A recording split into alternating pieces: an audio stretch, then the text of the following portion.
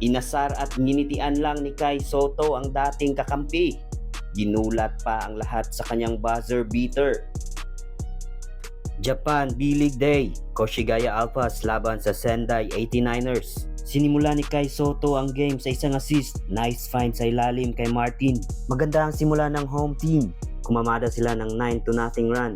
Lahat yun nanggaling sa kanilang dalawang import na si Martin at Clemons. Di pa makuha ni Kai Sotto ang kanyang rhythm sa opensa.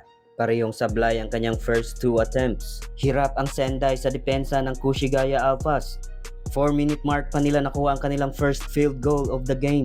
Mula yan sa 3. 3-minute mark, ipinasok ang bagong import ng Koshigaya na si Davon Reed at nakapagtala agad ng 5 straight points. Scoreless so far si Kai pero meron ng 4 rebounds at 2 assists. Low scoring game, abante ng 6 points ang Koshigaya. Second quarter na itabla ng Sendai sa 16 points ang laban dahil sa kanilang 6-0 run. Pero binawian din kaagad ng Koshigaya sa kabila. 8 straight points ang kanilang naitala. Nagkapalitan na ng puntos ang dalawang team. Under 6-minute mark, nakuha na rin ni Kai Sotto ang kanyang first field goal this game.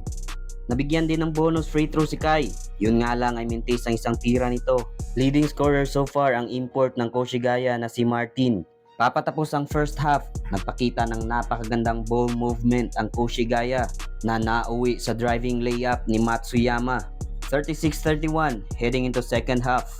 Entering third quarter, nabigyan ng end one opportunity si Kai. Ganda sana ng pagkakasupalpal dito ni Kai, kaso natawagan ng goaltending. Inalat sa free throw line si Kai.